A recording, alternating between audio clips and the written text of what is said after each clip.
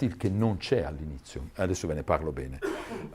Voi sapete che la malattia di Still è stata divisa in due pezzi, da adulti e bambini, per tanti anni, veramente per un secolo sostanzialmente. Non aveva senso di esistere questa divisione, soprattutto per i criteri che sono diversi fra l'adulto e il bambino e che hanno generato un problema, soprattutto perché Azzurra non ha l'artrite, okay, e non puoi fare la diagnosi di questa malattia nel bambino. Però gli altri criteri c'erano tutti, adesso senza andare nel dettaglio.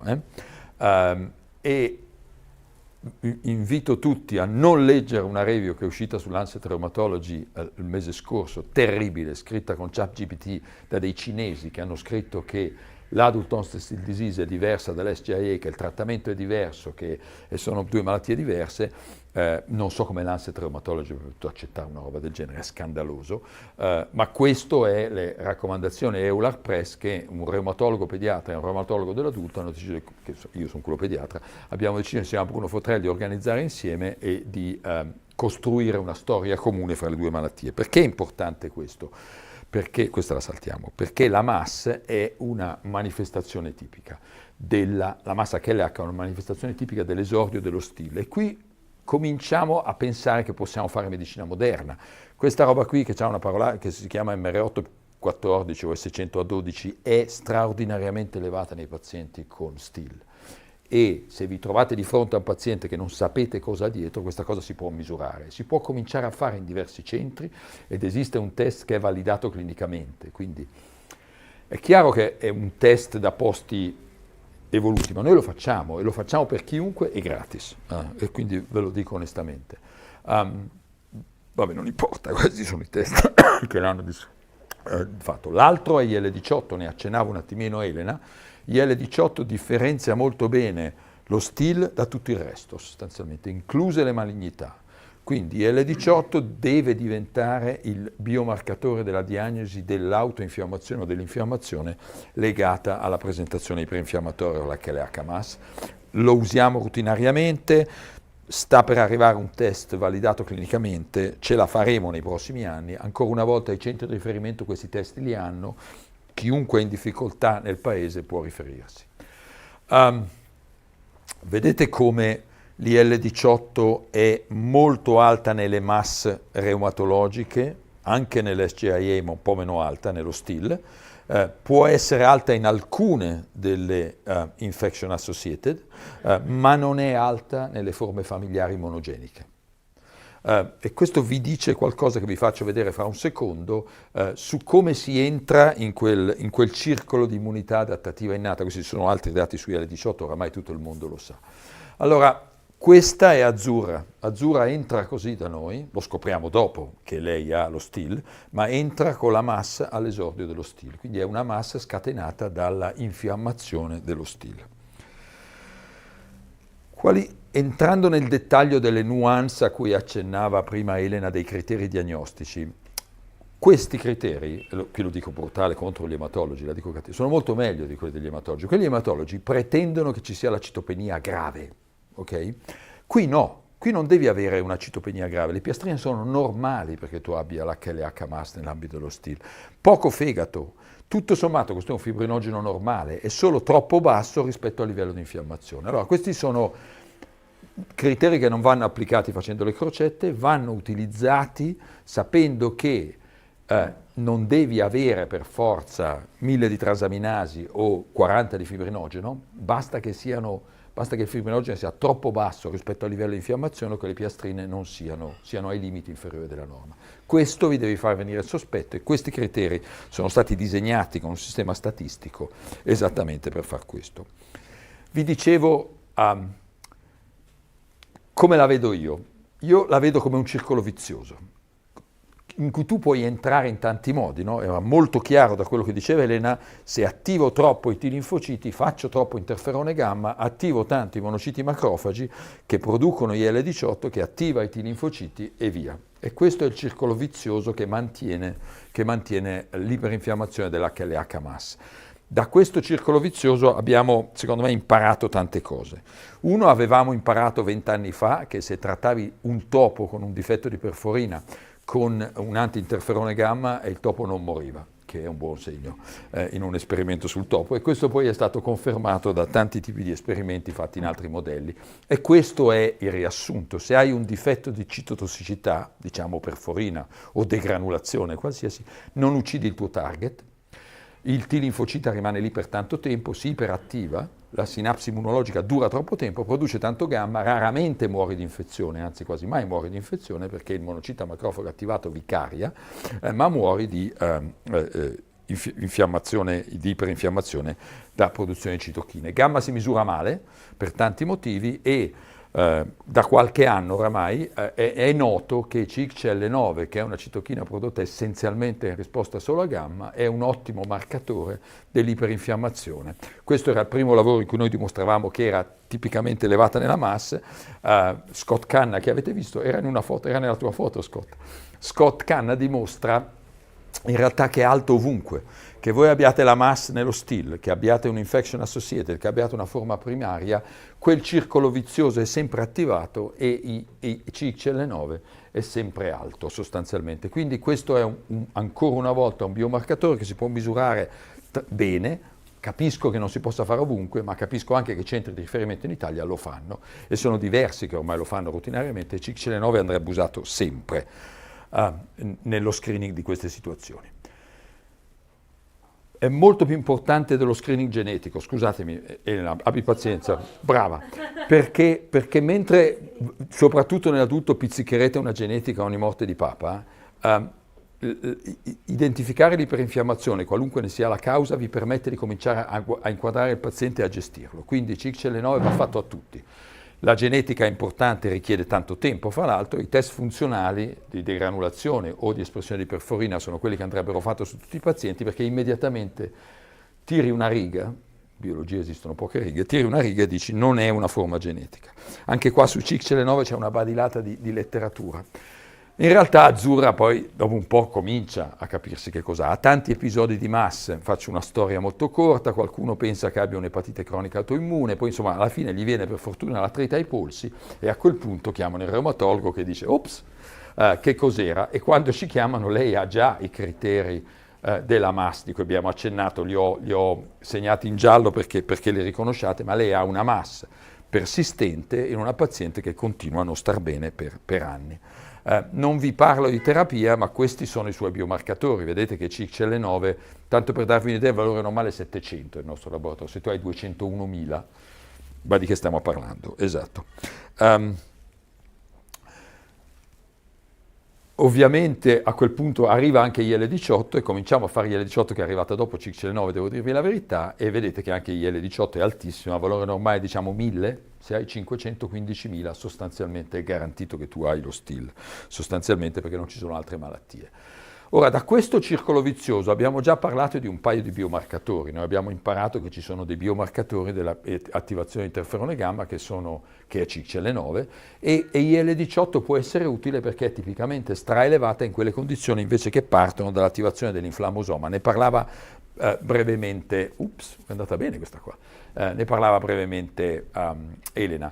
L'altro biomarcatore che anche lei ha messo nell'ultima diapositiva sono i T attivati e qui è imbarazzante perché nel lavoro del 2004 oltre alla neutralizzazione di interferon gamma si dimostrava che se eliminavi CD8 il topo non moriva e per 20 anni nessuno di noi, inclusi Michael Jordan, che è quello che ha fatto il lavoro nel 2004, ci ha pensato e siamo tornati invece solo nel 2021 e nel 2022, lui nelle forme primitive, noi nelle forme secondarie e poi in tante altre, a dimostrare che i T attivati sono un ottimo biomarcatore con un'area sotto la curva quasi non vera, perché se vedi delle aree 0,94 dici ma non è possibile, in realtà è così, distinguono molto bene un'iperinfiammazione in MAS o infection associated verso una sepsis. Qui sono variamente combinate queste curve. Quello che mi preme dirvi è che questa è una marcatura a 4 colori che qualsiasi ospedale con un citofluorimetro può fare. Quasi. Vabbè, insomma, non è una marcatura difficile. Questo abbiate pazienza. Allora, guardo la Paola perché so che sono bravi, però non è una marcatura difficile, è una marcatura che si può fare in tanti posti sostanzialmente e forse è più facile questo che misurare CXCL9 o IL-18. Anche IL-18 è diventata, ma questo vabbè, lo salto, va? tanto di interferone gamma sono sicuro che parli tu come target, no? Solo per dire una cosa, che se prendete i modelli animali e guardate se è alto interferone gamma, qualsiasi sia l'origine del modello animale, della sindrome HLH-MAS che avete fatto nel topo, interferone gamma è sempre alto. Quindi CXL9 è alto in tutte le forme nei pazienti, interferone gamma e anche il suo effetto terapeutico se neutralizzato nel topo funziona. Quindi è veramente un mediatore orizzontale di tutto. Salto.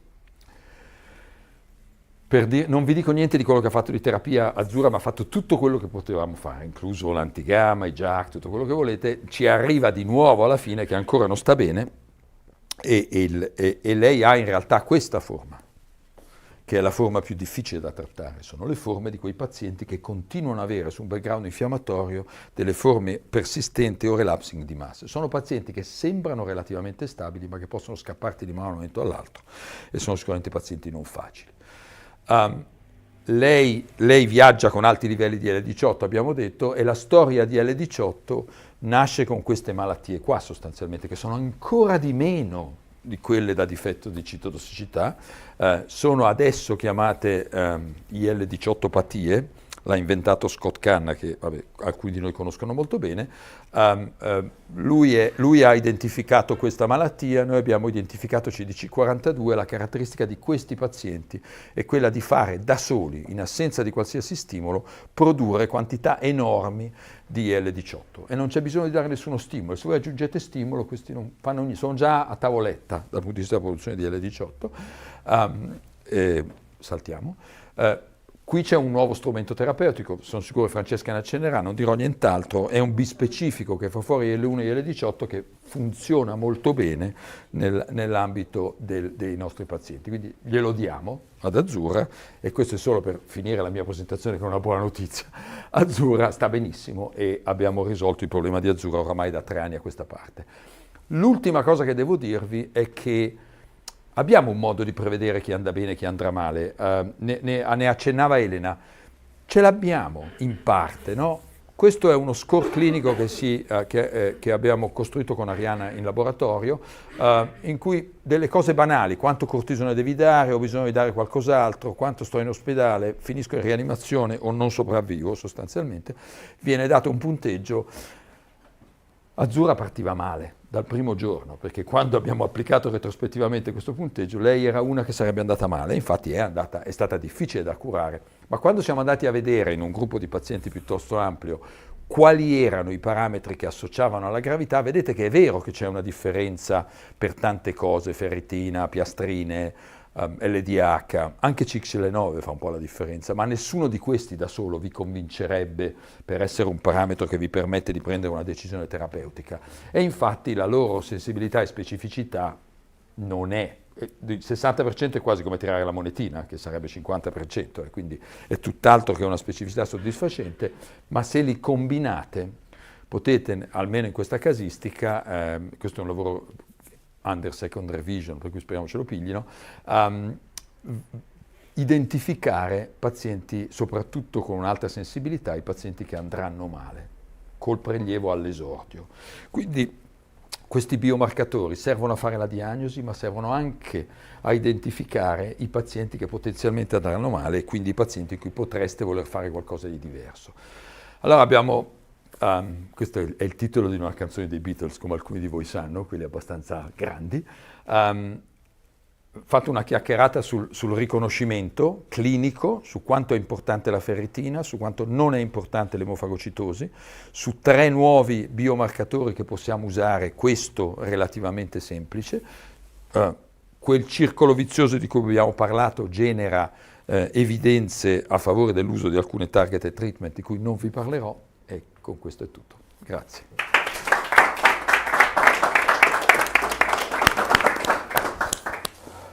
Grazie mille Fabrizio, sempre molto completo secondo me. Io non so se c'è qualche domanda o qualche intervento che voi volete fare adesso, prima di passare un po' alla parte un po' più interattiva con i casi clinici, se c'è qualche cosa. Prego. Sono stato coinvolto dal dottor Ricciardi tramite l'intervento di Claudio sottolineata, che prima era un rappresentante del nostro gruppo, adesso è andato in pensione, mi ha chiamato, mi ha pregato di dare dei contributi. Io mi chiamo Fabrizio Panni, ci conosciamo con tutti, e sono un ematologo degli adulti. Per 1000 motivi nel nostro policlinico non abbiamo mai avuto. Se mi senti, vabbè. C'è una registrazione. Per 1000 motivi nel nostro policlinico non si è mai sviluppata un'ematologia pediatrica,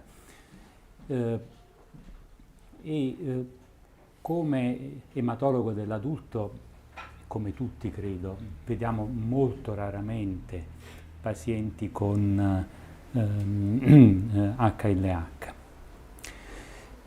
È una malattia che sicuramente rientra tra quelle ultra rare. C'è un mio collaboratore che presenterà l'ultimo caso che è passato alla nostra attenzione, e guardandomi un po' indietro, ogni anno e mezzo riusciamo a fare una diagnosi di sindrome emofagocitica, e sono sempre, ed è ricorrente la situazione. Se si tratta di una forma secondaria, riusciamo ad avere in qualche modo il tempo per inquadrare e precisare la diagnosi, e là è un po' più semplice. In alcuni casi si tratta della malattia che rappresenta il trigger, e si va avanti. L'ultimo caso che ricordo bene era un collega neurologo appena in pensione con un'infezione da leishmaniosi, e quindi abbiamo poi curato la leishmaniosi con l'ambisone, e la malattia è regredita fortunatamente in questo collega. Cosa dire? Nel setting dell'adulto non viene conosciuta bene, e quindi c'è un deficit di conoscenza, tant'è vero che io sono stato presidente della Società Nazionale di Ematologia dal 2010 al 2017 incluso, e credo in un'edizione doveva essere quella di Verona, invitammo Maurizio Aricò proprio per far in una delle sessioni educative per fare il punto della situazione con gli ematologi dell'adulto. Un altro punto che secondo me andrebbe messo nel fuoco dell'attenzione è quello di cercare di evidenziare dei laboratori in cui alcuni di questi test di inquadramento vanno fatti, perché vedevo anche non so, la citoflorimetria, attivazione dei CD8. In un laboratorio di citoflorimetria di un ospedale con l'ematologia è qualcosa che tentativamente si potrebbe fare, ma per lo più nei laboratori di ospedali senza ematologia il massimo che si riesce a fare nei laboratori centralizzati è il rapporto CD4-CD8, che in questa patologia non serve proprio a nulla. Quindi sicuramente andrebbe censita e organizzata una rete di strutture cui riferirsi in una situazione di urgenza, perché in tutti i casi di malattia primitiva, ripeto, l'esito è sempre stato molto insoddisfacente del nostro intervento, e l'inquadramento più preciso della malattia certamente può avvicinare i risultati che ho visto con invidia, che sono stati presentati nel contesto pediatrico. Noi non abbiamo dei risultati così brillanti.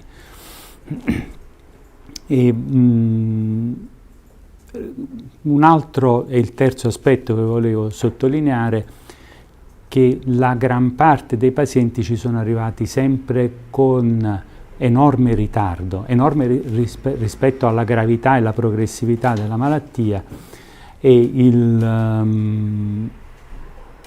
quindi anche una campagna educativa a livello di medici internisti, l'abbiamo fatto per un'altra patologia che è pure molto rara, che è la PNH, l'emoglobinuria parossistica notturna.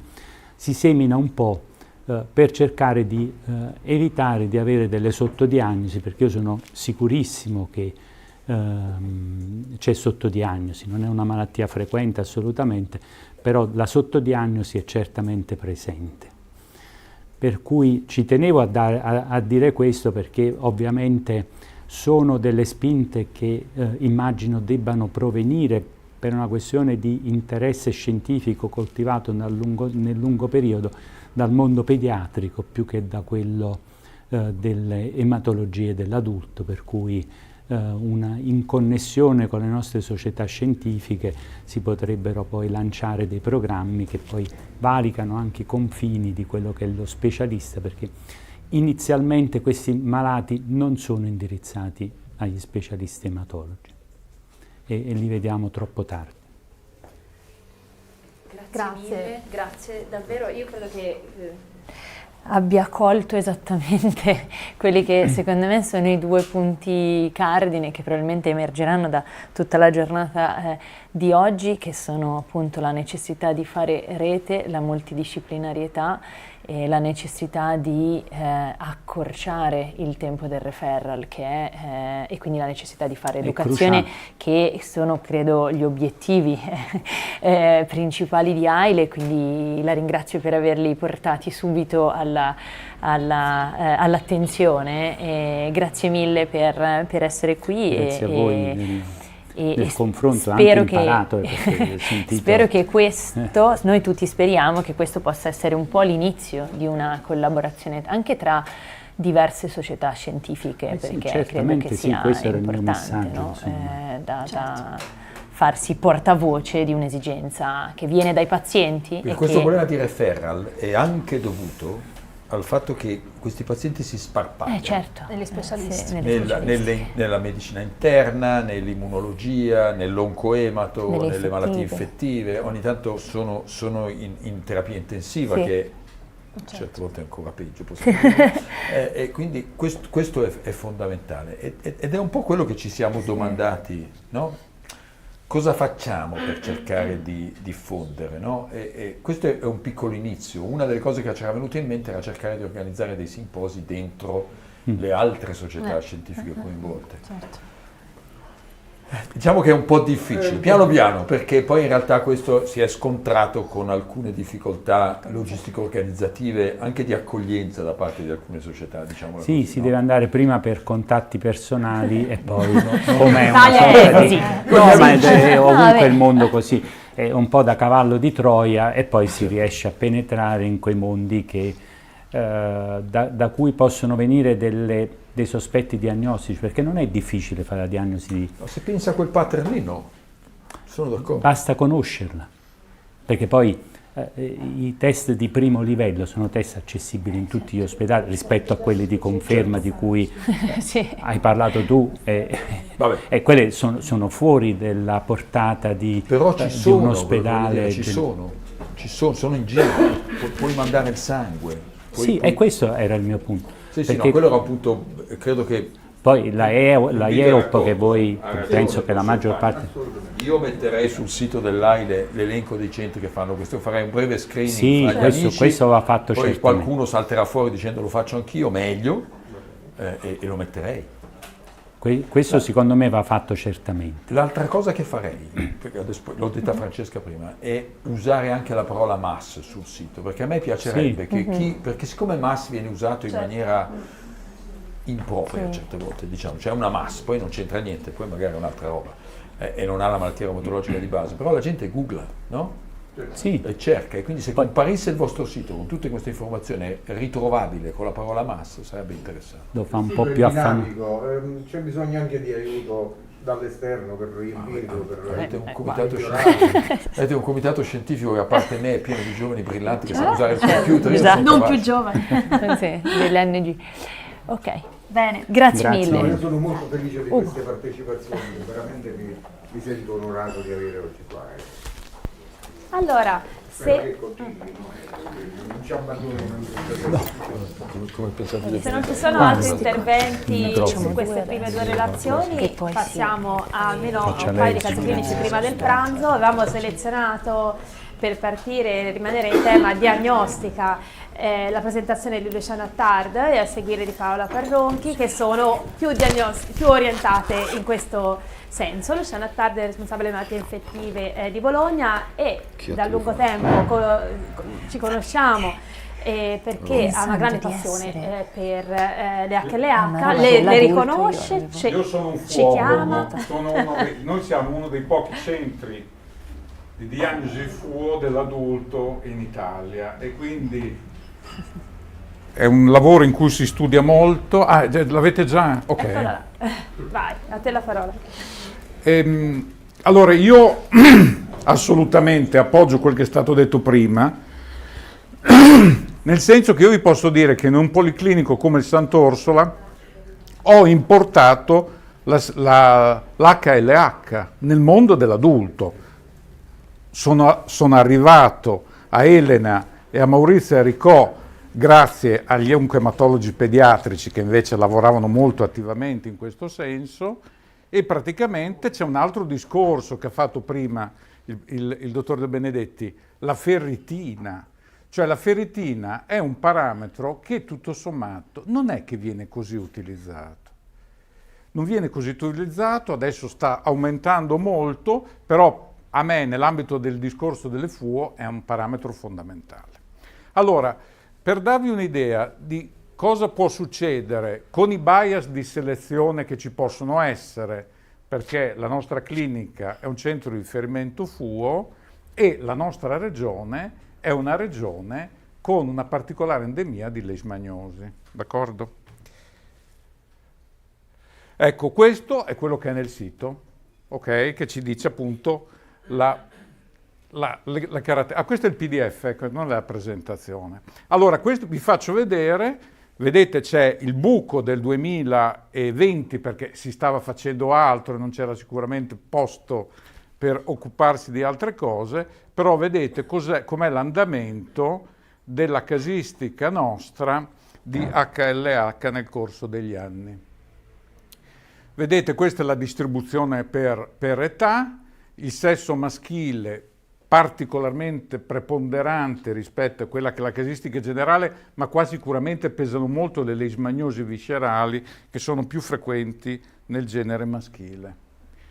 Ecco, questo praticamente è la distribuzione. Dopo il primo paziente che è stato citato prima nell'articolo che avevamo fatto, abbiamo avuto un signore più avanti con gli anni, che aveva comunque un FHL2, poi queste sono le eziologie nei nostri casi e vedete che una parte molto grossa di leishmaniosi viscerale. Adesso per darvi un'idea, questo paziente con la FHL2 era addirittura un 68enne. Una cosa che può essere interessante è chissà quanto una qualche predisposizione genetica, magari con una espressività fenotipica limitata, quando c'è un trigger di altra natura, può essere. Questo signore in effetti quando arriva, un mese e mezzo dopo perché era stato in un'altra città, viene da noi per FUO e a un certo punto salta fuori che ha una vegetazione a livello del cuore. Per cui partiamo molto velocemente con una terapia molto aggressiva, dopo 15 giorni che fa il transesofageo la vegetazione non si vede più, però potrebbe essere che quello sia stato un trigger iniziale.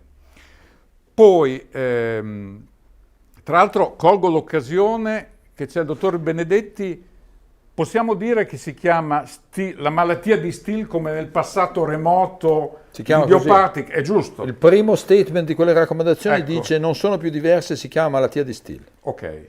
D'altronde povero Still l'ha identificata nel bambino. No, poi, infatti, poi abbiamo fatto casino. Se chiamiamo lo Still nell'adulto ci sarà una ragione, no? Ok. Ecco, quindi vedete la casistica, una cosa molto interessante, la polmonite da micoplasma in una ragazza che non aveva nessun fattore di rischio, ma cos'è che accomuna questi agenti patogeni? Sono tutti intracellulari. Questo è molto importante. E poi dopo vedete una bicigite, poi una disseminata da micobatteri non tubercolari, una tubercolosi disseminata in un paziente con AIDS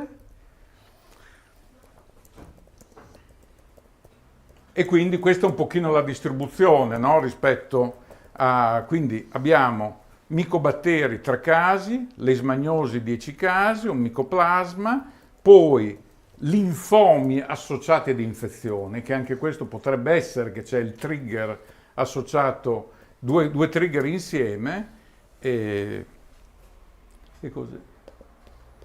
Ecco, una cosa che volevo dire è questo, siccome qui ci sono dei reumatologi, allora considerato che tolta la leishmaniosi, che è un bias di selezione nostro, le micobatteriosi sono importanti, ricordarsi che tutti questi farmaci reumatologici chiaramente creano una certa vulnerabilità nei confronti dei micobatteri. È una cosa da tenere presente.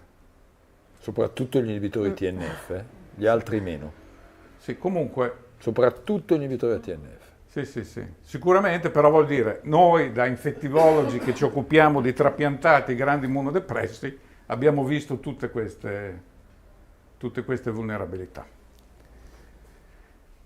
Direi che ho finito, grazie.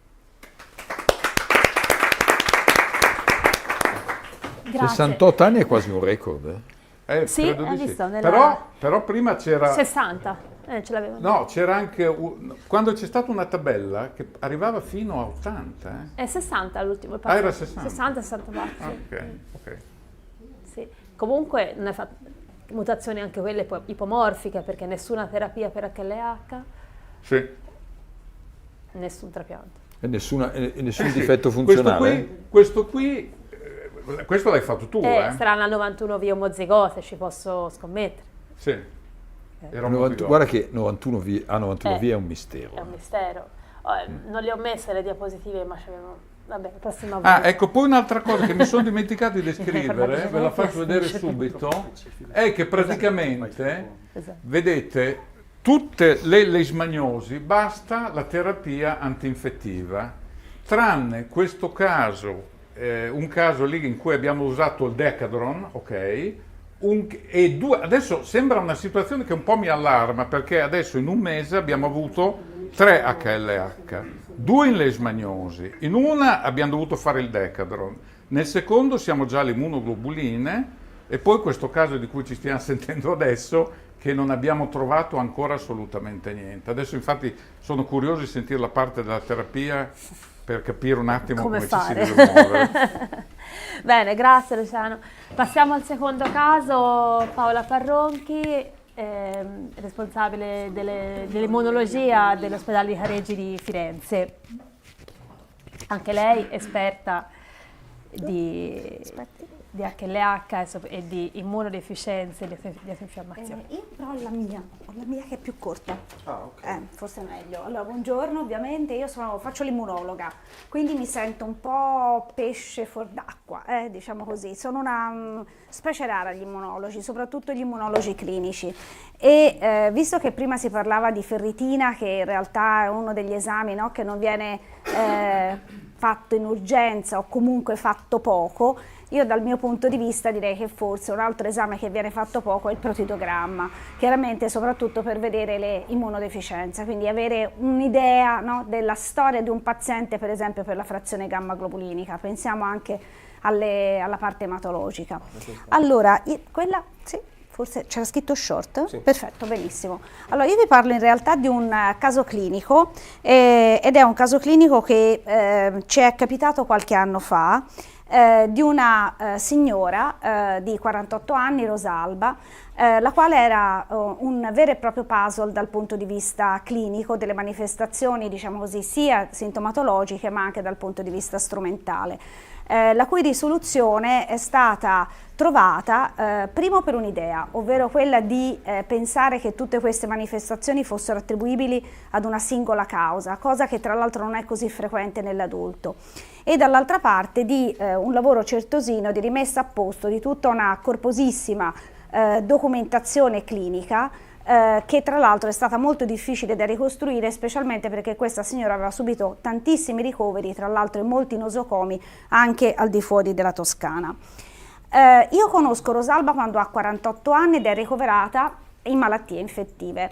Lì era stata ricoverata in elezione, in realtà per una febbricola, ma non rappresentava questo il motivo principale, quanto piuttosto per raggiungere la diagnosi di nodularità polmonari che erano già state viste anche da altri, che però non erano state identificate per quanto riguarda la loro natura, che avevano alla fine indotto una insufficienza respiratoria di tipo ipossico. Questo non rappresenterebbe chiaramente un motivo per chiamare un immunologo, chiaramente, ma i primi esami facevano vedere che c'era anche qualcos'altro oltre alle nodularità, perché la signora si presentava leucopenica, ma soprattutto gravemente linfopenica. I colleghi sono molto sensibili, quindi avevano già fatto un immunofenotipo. Devo dire che a Firenze siamo fortunati per quanto riguarda la citofluorimetria nel nostro nosocomio e già sapevamo che questi pochi linfociti, erano in tutto 160, erano praticamente tutte le sottopopolazioni alterate ed era presente una quota, devo dire abbastanza corposa, di linfociti T che erano attivati, perché circa il 60% erano DR+. Non mi domandate se erano CD4 o CD8, perché chiaramente su 60 cellule CD4 è difficile, no? Rispetto ad 80 CD8 è difficile chiaramente dire che cosa, chi è veramente cosa. Oltre a questo era presente anche un'ipogammaglobulinemia, tra l'altro di tutte e tre le classi, ma soprattutto delle IgG, tra l'altro su tutte le sottoclassi IgG, in presenza tra l'altro di indici di flogosi tutto sommato abbastanza modesti. Quindi è chiaro che la prima ipotesi era quella che questa paziente avesse una immunodeficienza, anche perché uno pneumologo del nostro nosocomio aveva parlato di GLILD per quanto riguarda quelle nodularità polmonari, quindi delle forme granulomatose a livello polmonare. Quindi la prima idea era quella che potesse avere una common variable immune deficiency, quindi una comune variabile, un po' particolare, perché se noi partivamo dall'idea che fosse una GLILD, ovviamente ci poteva essere sottostante una mutazione, diciamo, non comune, per esempio una mutazione di CTLA4 oppure un ALPS. In realtà per ALPS non c'era nulla, perché non c'erano doppi negativi nell'immunofenotipo. Per quanto riguarda la CTLA4, visto che siamo fortunati in citofluorimetria, abbiamo guardato come era espresso il marcatore, come era espresso il recettore, ed era perfettamente normale, così come era normale la via di pato e di attivazione a livello delle cellule T. Quindi non era né una mutazione CTLA4, cosa che poi abbiamo dimostrato anche in genetica, era perfettamente normale, né era un ALPS. E chiaramente uno a questo punto dice, beh, però così si vince facile, no? Ma in realtà non era per niente vincere facile, perché in realtà Rosalba aveva una storia molto complessa di non soltanto interessamento polmonare, ma un interessamento pregresso anche di encefalo, cute e anche di midollo. Perché se noi andiamo a guardare qual era la sua storia, in realtà questa storia comincia circa 12 anni prima rispetto a quando noi la conosciamo, ovvero nel 2010, quando ha una prima manifestazione neurologica che viene definita un po' facilmente, ma anche con grandi difficoltà da parte dei neurologi del nostro nosocomio, come una sclerosi multipla, però con delle caratteristiche molto atipiche, soprattutto per quanto riguarda la sua localizzazione. Era una localizzazione posteriore, cerebellare ed anche pontina. E forse non ve la racconterò mai. Eccola. Nel 2013, nel corso di, controlli di altro tipo, compaiono le nodularità polmonari, per cui viene ricoverata a Pisa, viene fatta tra l'altro una biopsia transbronchiale, ci sono delle nodularità cutanee un po' particolari che vengono biopsiate, i colleghi di Pisa non si sentono pronti per trattare questa paziente e quindi viene mandata in un centro esperto a Forlì. A Forlì succede qualche altra cosa, perché in realtà si modifica l'emocromo, per cui dalla pneumologia viene trasferita in ematologia. Viene fatta una biopsia osteomidollare e da lì si fa la diagnosi di linfoma a cellule T con una scarsa proliferazione, EBV correlata, e quindi la signora viene trattata dapprima con CHOP, non funziona, si va a DAP, meglio, e quindi alla fine trapianto di midollo autologo. In questa maniera questa donna sta bene per quasi 7 anni, cioè fino al 2020. Quando le manifestazioni neurologiche ricompaiono, la signora cammina in maniera tassica, è tra l'altro cognitivamente non proprio perfetta, quindi viene ricoverata, viene fatta una biopsia stereotassica a livello frontale, viene fatto un liquor nel quale si trova tra l'altro 2,5 milioni di copie di HHV6. La signora viene dapprima trattata con antivirali, non va meglio, e allora a quel punto si fa un single shot con ocrelizumab. Sta bene abbastanza per circa 1 anno, poi chiaramente fa un TAC di controllo, questi noduli polmonari sono cresciuti, ricompaiono dei noduli a livello cutaneo, di nuovo biopsia, la vede un dermatologo, dice vasculite, e a quel punto si inizia una terapia con ciclofosfamide, fino a quando non approda appunto alle malattie infettive nell'autunno del 2022. Allora, quando si pensa facile, quando vi ho fatto vedere quell'emocromo, la prima cosa che è stata pensata è stata, lei è linfopenica ed è leucopenica perché ha fatto la ciclofosfamide, perché è stata trattata.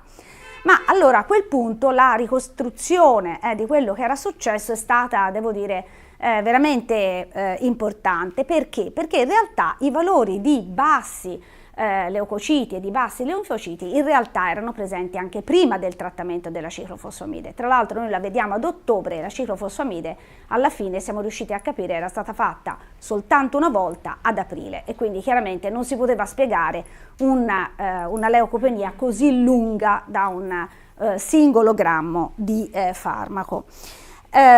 La signora sicuramente non sta bene, quelle sono nodularità polmonari, quindi una TAC con noduli, io vi ho scelto soltanto una fetta, che erano distribuiti praticamente dall'apice fino alle basi. La PET, che è stata fatta anche per escludere chiaramente una malattia neoplastica, una malignità, fa vedere linfonodi, ma soprattutto queste nodularità che noi non vedevamo né palpavamo a livello della cute. E poi voi vedete in che condizioni è il suo encefalo, con questa localizzazione non soltanto periventricolare, che in fondo ci poteva stare anche con una sclerosi multipla un po' particolare, ma soprattutto posteriore. E il radiologo ci dà un primo aiuto, perché ci parla di Clippers, o meglio di Clippers-like. Clippers, che è in realtà una forma infiammatoria, però con un'infiammazione tutto sommato modesta, caratterizzata tra l'altro da linfoistiociti, non ci sono i granulomi, non c'è la vasculite, non ci sono delle popolazioni monoclonali, che è responsiva agli steroidi e che tra l'altro è caratterizzata da questa infiammazione pontina, ma con localizzazione dei linfociti a livello perivascolare. Allora decidiamo di fare una cosa, ovvero di ricostruire tutta la storia delle numerose biopsie alle quali questa donna era stata sottoposta. Quindi andiamo a recuperare in varie zone, perché Pisa, Firenze, Forlì, riprendiamo il parenchima polmonare, il tessuto cerebrale, la cute, e alla fine abbiamo ottenuto anche la biopsia osteomidollare. E tutti erano identici, perché tutti parlavano di un infiltrato linfoide modesto, perivascolare, non nel contesto della parete, quindi non era una vasculite, basso indice di proliferazione e tanti istiociti, per cui pensiamo che possa avere anche una patologia giusto appunto degli istiociti. E mentre si pensa in questa maniera, la signora ci aiuta indirettamente, perché dalla febbricola con la quale era entrata comincia a fare una febbre veramente rilevante, arriva fino a quasi 40 gradi, sotto antibioticoterapia la febbre non recede, voi vedete recede soltanto poi alla fine quando è stata trattata con corticosteroidi, e facendo degli esami, alcuni più semplici, altri forse per andare a cercare, abbiamo trovato una ferritina alta, un fibrinogeno che non andava certo con il 39 di febbre, trigliceridi aumentate, un LDH non elevatissimo, un aumento della dimensione della milza, e alla fine facendo rileggere la BOM. È vero che l'emofagocitosi non è importante, ma ci ha dato molta soddisfazione, ma soprattutto non ha confermato, soprattutto la rilettura precedente, non ha riconfermato quel linfoma per il quale tra l'altro la signora era stata trattata. Allora ci è venuto in mente che forse quel clipper poteva essere importante e c'erano una serie di lavori, devo dire, di case series veramente molto modeste, singoli casi, su adulti quasi niente, che in realtà questa manifestazione è una manifestazione che può accompagnarsi con HLH, ma soprattutto con alcune forme di HLH anche di tipo familiare, di tipo genetico, quindi di tipo primitivo. Quindi abbiamo chiesto ad Elena chiaramente che ci desse una mano, è riuscita miracolosamente, devo dire, a leggere anche una difettiva espressione della perforina su quei pochi linfociti che c'erano, ma soprattutto l'analisi genetica, che tra l'altro abbiamo avuto molto rapidamente, ci ha fatto vedere che c'era una variante patogenetica che è associata all'HLH di tipo 2. Io ho messo una F davanti, ma purtroppo non abbiamo alcuna notizia sulla famiglia di questa donna, che soltanto dopo un mese che era stata ricoverata abbiamo in realtà scoperto che quello che lei chiamava fratello e sorella non erano in realtà sorellastra e fratellastro, quindi chiaramente la famiglia, la madre era scappata, il babbo era morto e quindi chiaramente non abbiamo potuto fare nessuna indagine per quanto riguarda la famiglia di Rosalba. Se sono molto orgogliosa della diagnosi, sono meno orgogliosa della terapia, devo dire, che si è basata su steroidi. Abbiamo fatto inizialmente il desametasone come da protocollo HLH, poi abbiamo shiftato in realtà a prednisone, soprattutto per più facile gestione. Questa donna è di Carrara, quindi chiaramente anche un po' lontana. Le abbiamo dato le immunoglobuline a scopo soprattutto sostitutivo, visto che si partiva da 340 di IgG. Il primo tentativo con etoposide è stato drammatico perché la signora è andata a 300 globuli bianchi, me lo ricorderò per sempre perché era un sabato di Pasqua, quindi l'abbiamo mandata in pronto soccorso per fare fattori di crescita. A quel punto abbiamo switchato a ciclosporina con 4 mg per chilo. La signora ha avuto un ottimo controllo di tutti i parametri di laboratorio ed è stata bene per circa un anno. Ci hanno bloccato il trapianto per la nota HHV6, ma purtroppo il problema è che a gennaio e poi voi vedete a maggio la situazione neurologica è nuovamente peggiorata e questo ce lo potevamo aspettare perché la ciclosporina chiaramente non passa la barriera ematoencefalica e attualmente la signora è trattata soltanto con alte dosi di steroidi e ci siamo un po' alluppati su che cosa fare effettivamente di meglio rispetto a dare soltanto 50 mg di deltacortene. Questo è il gruppo di Firenze. Abbiamo un aiuto con il gruppo di Francesca Annunziato, soprattutto per quanto riguarda la citofluorimetria e non soltanto. C'è un ottimo gruppo di colleghi clinici, abbiamo la scuola di specializzazione in immunologia e tra l'altro una settimana fa giusto appunto ho presentato dei casi di HLH proprio per sensibilizzare i ragazzi a questo problema. Chi viene con me a fare le consulenze in realtà ha visto molti casi. Si parlava prima di leishmaniosi, anche in Toscana c'è un grande spolvero di casi di leishmania e non soltanto negli immunodepressi, e ovviamente un grazie ad Elena Sieni e a Maria Luisa Coniglio che chiaramente ci hanno poi risolto effettivamente il caso, e Filippo Bartalesi che è il collega infettivologo che poi ci ha coinvolto dalla prima ora. Grazie Paola. Bello ancora di più sentirti raccontare che non mi ricordavo tanti passaggi e soprattutto non sapevo la fine. La fine non è proprio bellissima. Ne dobbiamo riparlare, credo. Non è proprio bellissima perché l'idea è quella chiaramente che ci sia bisogno di fare qualche altra cosa, che passi la barriera. Il problema è che noi non abbiamo letti, quindi viene gestita, diciamo così, un po' da lontano e quindi è chiaramente più difficile, no? Perché se uno ha un paziente sotto mano può prendere delle decisioni personali, quando viene gestita da altri è un pochino più difficile ovviamente. Te la butto là, a livello organizzativo stiamo cercando di creare un network con la medicina interna di Careggi in modo che da poter ricordare Quale medicina interna? Abbiamo 4 Lo medicine so, interne, questo è molto non interessa, difficile, te va lo bene? dico. Però ci servono anche queste cose organizzative di trovare i posti letto per questi pazienti che a volte sono seguiti anche in ambito ambulatoriale, quindi questa è una cosa che abbiamo ritenuto importante. La sua ferritina com'è adesso? Adesso la sua ferritina è 400. Io vorrei sapere quanta attivazione sistemica questa, oltre ad avere chiaramente Adesso di di attivazione CCL9, IL18. Allora, purtroppo noi non lo facciamo, infatti fare. era una delle domande che ti facevo prima, giusto appunto, perché... Quando vuoi, Paola. Questa è una paziente in cui devi farlo perché può guidare la tua scelta terapeutica.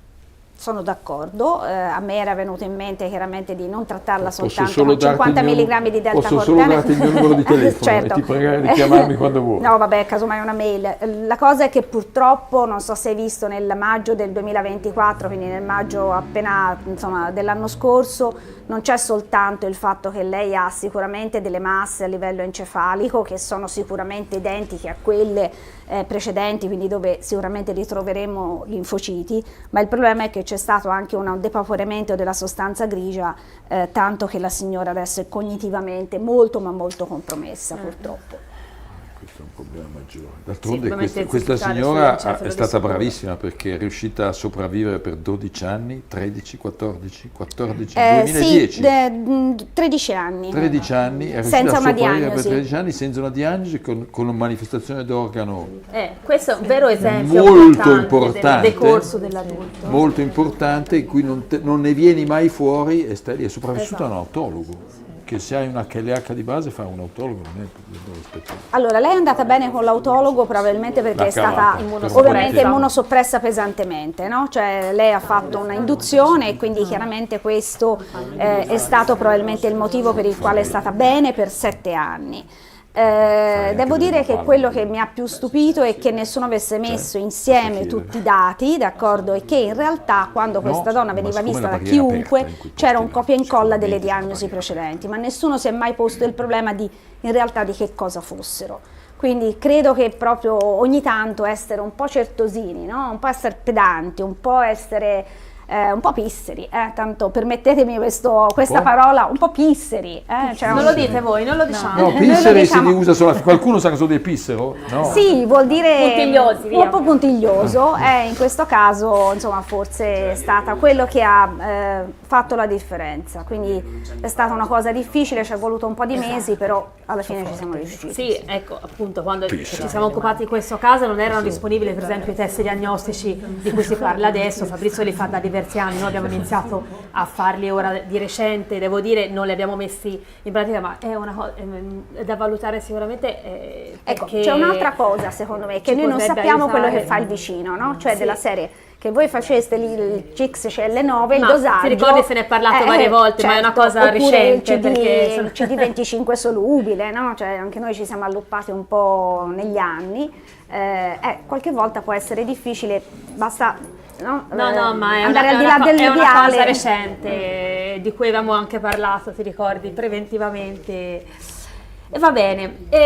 Sto cercando di quindi lasciamo la discussione dopo il prossimo caso, perché se ho capito bene, Ugo, il professor Pane e il suo collega vorrebbero presentare il caso prima di pranzo. Se tutti siete d'accordo a posticipare un attimo? Sì. Vai, allora, prego, professor Pane, può presentare il suo... No, presento in mezzo secondo. Okay. Un giovane collega molto valido della mia istituzione, si chiama Vincenzo San Martino, e ci presenta uno degli ultimi casi che abbiamo vissuto. Volendo sì, però facciamo anche l'ELISA, il duo set della RMD. Con ella. Noi facciamo io le 18. Sì. No, 25 no, 9 io le 18 ne facciamo. Basta. Inella. Ok, buongiorno a tutti. Allora io avevo preparato una presentazione anche con una parte introduttiva, però molte cose sono state già dette estremamente bene, quindi sarò rapido e andrò più rapidamente al caso. Quindi parliamo appunto di linfocitosi emofagocitica. Sappiamo che abbiamo detto una sindrome fatale, spesso fatale, caratterizzata da un'iperinfiammazione. Le sue caratteristiche sono la febbre, una citopenia, un'ipotospleomegalia, un'iperferritinemia, e sappiamo che è tradizionalmente divisa in una forma primaria, soprattutto quella di cui abbiamo parlato dell'età pediatrica tra i 0 e i 18 mesi, soprattutto le sue incidenze, e una forma secondaria, spesso secondaria a un trigger di infettivo maligno come una neoplasia o una malattia autoimmune. La patogenesi l'abbiamo già detta, quindi è dovuta a un deficit dell'immunità cellulomediata, quindi da una iperinfiammazione e un'attivazione macrofagica che poi determina tutto il quadro clinico. E andando brevemente, questi erano i criteri diagnostici, ma questi sono stati anche già detti.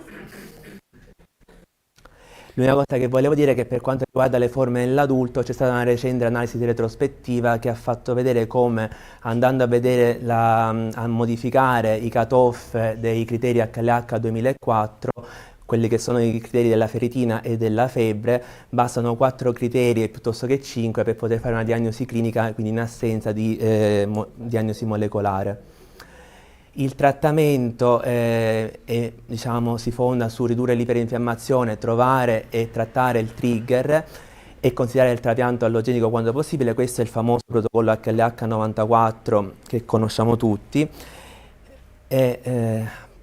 Andando rapidamente al caso, prima di parlare del caso volevo parlare appunto di quella che è una forma post-CAR-T. Le CAR-T sono una terapia di nuova generazione, un'immunoterapia dove i linfociti T del paziente vengono modificati geneticamente per andare a trattare un target, il target tumorale. In queste forme stiamo vedendo un'aumentata incidenza di forme di linfocitosi emofagocitica con un'incidenza di circa il 3%. Vengono dopo una CRS, quindi una sindrome da rilascio citochinico, quindi la diagnosi in questo caso è ancora più difficile perché molti parametri che noi vediamo nella CRS combaciano con quelli che sono i parametri che noi utilizziamo, che vediamo spesso nell'HLH, e quindi sono stati proposti dei nuovi criteri diagnostici, e per queste forme la terapia sembra essere più standardizzata con desametasone e anachirra in prima battuta e un etoposide solo nelle casi in cui che non rispondono nelle prime 24-48 ore. E noi abbiamo avuto recentemente un caso che è stato trattato con solo desametasone e anachirra, che è andato bene post CAR-T. Il caso però che vi porto oggi è un caso di un uomo di 64 anni che aveva già nel 2015 una diagnosi di linfoma limfoplasmacitico, quindi un linfoma indolente, per il quale però non aveva mai fatto una chemioterapia, una terapia, faceva solo dei follow-up, ma aveva anche una storia di patologia autoimmune, aveva una malattia di Sjögren e una vasculite da crioglobuline, che nel corso degli anni aveva fatto diverse terapie immunosoppressive, glucocorticoidi, azathioprina, idroxiclorochina e rituximab. A gennaio di quest'anno comincia ad avere una febbre molto alta che non rispondeva al paracetamolo, aveva iniziato antibiotici a casa, insomma sul consiglio del curante, prima la ciprofloxacina, poi l'Augmentin, perché aveva un tampone positivo per stafilococco, un tampone faringeo, ma la febbre comunque non passa, quindi il 3 gennaio viene ricoverato in malattie infettive, dove comincia a fare diversi tipi di esami, emoculture e altre serologie che però risultano tutte negative. E questi erano i suoi esami, diciamo, all'ingresso, quindi aveva una lieve anemia, una moderata pressinopenia, una moderata leucopenia, aveva indici di flogosi molto elevati, una PCR molto elevata, una procalcitonina molto elevata, un iniziale danno d'organo epatico e un fibrinogeno in questo caso già elevato. Fa un'ecografia addome che dà il sospetto per una pielonefrite, la splenomegalia lui già ce l'aveva, diciamo, per la sua malattia ematologica, e fa anche una PET che però non vede una progressione della malattia ematologica. Ora con questi dati, diciamo, era difficile già qui forse pensare perché emofagocitosi, però andando in retrospettiva a calcolare la H-score che noi utilizziamo nelle forme secondarie, anche se ci mancano alcuni parametri, la H-score era di 133, l'ho messo solo per poi paragonarlo a quello che accadrà dopo. Lui, diciamo, per il sospetto di una sepsi da pielonefrite inizia l'antibiotico, terapia antibiotica intravena, e ci chiamano in consulenza dove eseguiamo una BOM che ci fa vedere queste immagini che per un ematologo sono molto belle, dove proprio si vede, sono difficili da trovare, e quindi quando uno le trova è molto contento. Si vedono proprio gli osteociti che mangiano, in questo caso i globuli rossi. Qui sta fagocitando un neutrofilo, e anche lì ora non ci arrivo, però... Il cellulare è pieno di queste cose, l'ematologo che fa il video te le manda. Qui vediamo gli esami che vengono fatti a distanza di pochi giorni da quelli iniziali, dove vediamo come già la citopenie stavano peggiorando, la PCR e la procalcitonina forse con la terapia antibiotica stavano già scendendo, però vediamo come la ferritina che non era stata misurata era di 4.500, fa anche i trigliceridi che erano anche quelli aumentati e il fibrinogeno che all'inizio era elevato più di 500 stava cominciando a scendere ed era 148. Andando a calcolare l'H-score era di 287, quindi noi poniamo una diagnosi di emofagocitosi, aggiungiamo alla terapia antibiotica quindi anche il desametasone e le immunoglobuline endovena e il paziente migliora rapidamente. A distanza già di 10 giorni vediamo come la contematica era già in netto miglioramento e anche la ferritina da 4.500 era passata a 600 e all'ultimo follow-up che è di questo mese qua il paziente è completamente in remissione, ha un emocromo nella norma, non ha febbre e ha ripreso del tutto. Quindi questi erano i messaggi che forse già sono stati detti, quindi che sicuramente è una malattia che è sottodiagnosticata, che però bisogna pensarci. La ferritina e anche i trigliceridi sono dei parametri che comunque sono facilmente reperibili in tutti gli ospedali e che possono in qualche modo illuminarci e poi portare a fare tutti i work-up diagnostici di secondo livello per arrivare a una diagnosi di sindrome da infestoccitosi emofagocitica e nelle forme dell'adulto è importante ricordarci che bisogna sempre pensare a un trigger e se non lo troviamo pensare a una neoplasia diciamo misconosciuta perché quella è la causa abbiamo detto nel 50% dei casi. E basta, grazie.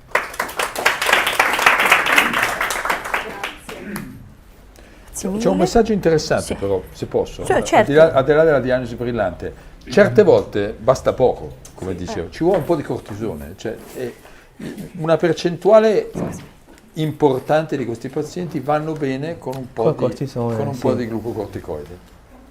Esatto. E che se sei convinto che abbia un'infezione nessuno glielo vuole dare.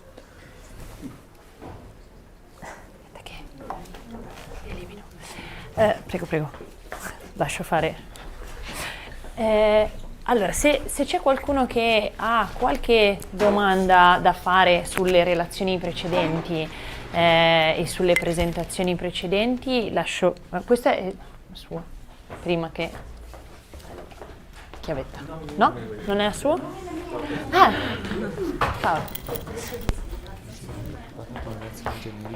Niente, io e Elena avevamo preparato proprio 2 o 3 punti nel breve, intanto che si prepara il pranzo. Solo 2 o 3 punti di discussione, perché vorremmo entrare un pochino nel vivo di quello che è la pratica clinica poi, no? Cioè noi abbiamo detto, sì, quella, grazie mille. E se mi sposta, va bene, tanto poi la lascio. Ok, grazie. Sì, si fa così, cioè, almeno parlo. Ok. Cioè, per entrare un po' in un confronto tra quello che è l'ideale e quello che realmente possiamo fare e quello che facciamo magari in maniera diversa da specialità a specialità. Abbiamo detto che qui ci sono specialisti di diversi campi, non solo di età, ma anche proprio di diversa specialità e quindi magari ci sono delle consuetudini diverse e quindi mi piacerebbe sentire un po' la vostra opinione. Qualche cosa l'abbiamo già toccata, soprattutto sui criteri. Abbiamo già detto che non dovrebbero essere usati appunto come checkbox per fare la diagnosi, ma quali sono i criteri su cui voi vi basate nella pratica clinica? I criteri forse è una parola un po' sbagliata, cioè quali sono i parametri che vi allertano e quali sono appunto i criteri, se li usate, per discutere la diagnosi di HLH quando siamo in contesti magari difficili, ci chiamano in rianimazione e dobbiamo convincerli che ha un HLH e non ha una sepsi, e in questo qual è appunto il ruolo che voi date all'aspirato midollare, lo fate sempre, lo chiedete sempre e per che motivo, e la disponibilità che avete nel fare biomarcatori o test funzionali. È una cosa che fate, è una cosa che richiedete,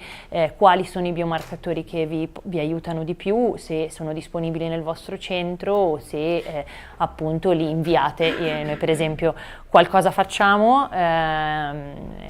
come Policlinico a Milano, noi facciamo con la citofluorimetria CD38, sono una cosa che facciamo ormai spesso e con una bella soddisfazione, mentre invece su CXCL9 L18 noi ci affidiamo al laboratorio di Fabrizio.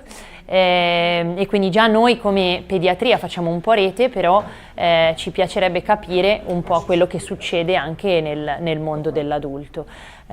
Quindi se volete faccio un breve giro, comincio da Simone, visto che però è un po' più facilitato perché chiaramente è sempre nel mondo pediatrico e poi... Sì, ma non riusciamo a senzarlo bene. I criteri clinici che sono stati, che conosciamo dagli anni 90, seconda metà degli anni 90, sono molto utili, e soprattutto almeno noi come pediatri la ferritina la utilizziamo, l'LDH insomma lo utilizziamo e fanno sempre sorgere subito qualche alert qualora siano alterate. E il ruolo dell'aspirato midollare, almeno per me, credo che sia obbligatorio perché siamo di fronte a conte che calano e quindi devi fare una diagnostica differenziale. Si tratta di usare il cortisone, però bisogna anche magari escludere che non abbia una leucemia, un linfoma eccetera, quindi sicuramente l'aspirato va fatto in termini di diagnostica. Poi se conosci la malattia o ne hai sentito parlare, allora cominci poi a darti da fare per i test funzionali, i biomarcatori e mandarli nei centri di riferimento, perché effettivamente alcuni non ha neanche senso che questi test siano disponibili in tutti gli ospedali, perché essendo anche una malattia rara, o almeno per quanto è la realtà pediatrica, insomma il numero di casi che abbiamo, è meglio che sia fatto per certi test, siano fatti in laboratori, diciamo, che hanno anche un impatto di numero di test fatti in maniera tale che ci sia un po' di esperienza nel rilascio del referto. E poi anche lì la conoscenza è molto importante, perché effettivamente i trigger, almeno io diciamo dell'HLH ho sempre sentito parlare dagli anni 90 e quindi tanti di questi trigger li conosco, soprattutto sulle infezioni come forme secondarie. Sulle neoplasie ho avuto meno occasioni di poterle incrociare. So che negli adulti adesso con le CAR-T o anche i biclonali, i monoclonali bispecifici, per esempio nel mieloma, insomma sono segnalati sempre più casi di emofagocitosi. Grazie Simone. Va dietro Piero. Grazie.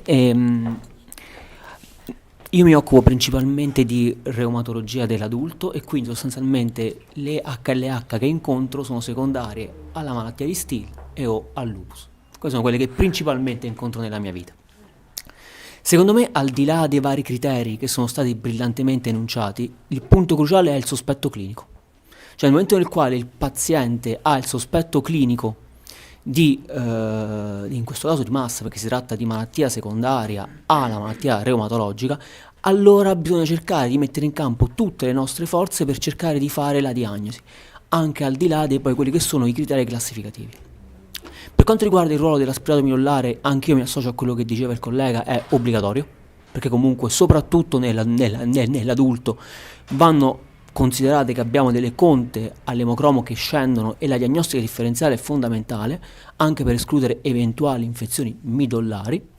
Per quanto riguarda il ruolo dei test di funzionali e biomarcatori, a mio giudizio nella mia pratica clinica quello più utile rimane la ferritina, e insieme alla VES e alla PCR, e soprattutto il segno che la VES scende e la PCR sale, che è una cosa che io vedo molto frequentemente nei pazienti che vanno incontro a questa problematica. Non abbiamo ancora a disposizione test funzionali, almeno presso la nostra struttura. Quindi anche citofluorimetria voi non... Abbiamo la citofluorimetria, la stiamo attrezzando in questo momento. Anche perché abbiamo un'ematologia che si sta attivando proprio in questo senso. E per quanto riguarda lo screening delle infezioni e neoplasie è mandatorio, perché molto spesso negli adulti, almeno in quello che vedo io, molto spesso è un paziente in terapia immunosoppressiva che va incontro all'infezione, si riattiva la patologia e si attiva tutta quella cascata che poi il professore Benedetti diceva brillantemente imputato. È fondamentale lo screening per le neoplasie, soprattutto per le sindromi mielodisplasiche. Ecco, e cosa fate voi quando tu dici screening? Cioè io adesso guardo Francesca che è là, adesso la prossima che becco, lei fa l'ematoncologa, per cui quando io dico sì ma dobbiamo escludere, no, la patologia linfoproliferativa, e quindi nel senso a tutti o a un caso di fate l'aspirato, e come invece screening cioè fate TAC, fate PET? Allora guarda, il discorso è questo, tutti i pazienti vanno incontro, TAC, total body e PET. Ok, tutti quanti. Tutti. Cioè, sul paziente adulto? Almeno nella nostra pratica clinica, il paziente adulto, questa è la nostra pratica usuale, perché è quella che ci permette di fare il più possibile la diagnostica differenziale e ci permette di evitare di immunosopprimere pazienti che hanno infezioni occulte o pazienti che hanno neoplasie. E quindi per stare il più, tra virgolette, il più sicuri possibili, cerchiamo di essere il più ampi possibili nella diagnostica differenziale. E questo è quello che noi facciamo nella nostra pratica clinica. Passo al gruppo Francesca Rossi Milano. Oncoematologia? Oncoematologia, io mi occupo, sono la referente nel mio ospedale di tutto quello che sono i linfomi aggressivi, quindi vi porto rispetto a questi 4 punti, tranne il primo che è quello su cui siamo assolutamente, diciamo, in linea, vi porto una prospettiva un pochino diversa, perché posto che sono d'accordissimo che i criteri sono importanti soprattutto per me, che ho imparato da voi, soprattutto da Francesca e da Gaia, a avere subito l'antenna alzata per quello che è la sindrome emofagocitica, però non devono essere una checklist. Nel mio caso per un motivo molto più cogente rispetto a quello in cui vi trovate voi, che è il tempo. Perché io ho dei pazienti che hanno già una malattia oncoematologica, nel 90% hanno un linfoma molto aggressivo e il tempo di cui noi discutiamo sono 48-72 ore. Quindi c'è tutta una serie di crocettate sulla checklist, non c'è tempo, io non mi posso permettere, quindi vado al sodo, e il criterio che sicuramente mi interessa di più è la ferritina, l'andamento della ferritina, e sono d'accordo che serve una valutazione, come dire, nel tempo, che in questo caso può essere 2 volte al giorno, come diceva il professore, ma deve essere non una cosa puntuale, e delle citopenie, non dico da ematologo che non mi interessi, però la mia realtà è che il paziente ha 500 neutrofili, ha 8 di emoglobina e ha 40.000 piastrine, quindi è la mia vita normale di un nadir, di una chemioterapia, o di un paziente che ha una diagnosi di linfoma con un infiltrato di malattia a livello midollare o a livello splenico importante, quindi è già citopenico di suo. L'aspirato midollare a me non serve nel mio caso per avere un conforto, perché so già che è una malattia del sangue, e di vedere la foto dell'emofagocitosi, una volta che l'ho vista tanti anni fa al microscopio, non mi dà molta soddisfazione, perché c'è un paziente dietro quella foto lì che sta andando nel mio caso molto male, molto rapidamente. Quindi non dico che l'aspirato midollare non lo facciamo, ma non è certo per noi mandatorio per arrivare a attaccare rapidamente una terapia su quel paziente. Sui test funzionali siamo in un ospedale dove abbiamo una grossa citoflorimetria, devo dire che, e questo l'ho scoperto stamattina con grande così, fastidio, quindi lunedì andrò alla carica in citoflorimetria, sui malati pediatrici sono molto più propensi a fare una citoflorimetria allargata rispetto alla nostra, bambino, in cui ci dicono vabbè al linfoma che cosa vuoi fare? Succede così, però perché in ospedale dell'adulto di solito la pediatria è un po' relegata, però a volte questo apre delle io per chiedere quello che a lei fanno di routine probabilmente devo fare 4 telefonate, ma anche lì noi ci troviamo in una situazione in cui prima ancora di arrivare a fare il test dobbiamo iniziare un trattamento. Chiedo a Fabrizio, i CD38 attivati nelle malignancy, quando la malignancy si complica con l'HLH, cioè c'è dato che si... Allora, qui è un po' aneddotico, esatto, qui è un po' aneddotico, però... È un po' facile questo forse. Però i CD8 attivati si vedono. Io ho un ND2 che non è proprio un N esoterico, insomma, praticamente affascinante, perché per noi per fortuna è un evento raro, però nei nostri due si alza. Noi abbiamo avuto anche qualche sorpresa, devo dire, con questi biomarcatori. La perfezione non esiste, certo. È chiaro, quindi mi ricordo distintamente un linfoma non Hodgkin che aveva tante IL-18 che ci aveva fregato all'inizio, devo dire la verità. Quindi. Però sui T attivati, mentre adesso proprio Elena nell'orecchio mi dice: ma guarda che da noi mica sempre facciamo fatica. Le leishmanie per esempio, uno dice le leishmanie alzano i CD8 attivati, d'altronde hanno la KLH, quando la leishmania fa la KLH alza i CD8 attivati. Siccome ci sono 2 o 3 lavoretti che lo dicono, sulle sepsi dovrebbe funzionare bene. Cioè sul discrimine con le sepsi. HLH, se vedessi tante malignancy associated, e spero di non vederle, mi piacerebbe guardare i CD8 attivati, perché penso infatti è quello per cui arriveremo alla carica lunedì, ma questo me ne occuperò lunedì. E se avessi delle cellule congelate io sarei molto curioso poi di vedere i tuoi dati. dati. Separata, esatto, molto curioso di vederli. Chiedere. Per quanto riguarda ovviamente i trigger, anche lì noi purtroppo siamo la Cenerentola, perché molto spesso i miei l'hanno nebulosia, ce l'hanno già e hanno, come vedrete nel nostro caso clinico, o solo le BV o hanno l'HHV8 o hanno anche la malattia immunologica, quindi sono pazienti comunque dove di default appena fanno una febbre in chemioterapia fanno uno screening antinfettivo mostruoso fanno durante il loro corso di terapia all'inizio, in fase intermedia, all'end of treatment delle rivalutazioni con TAC e PET, quindi questo per me è la normalità.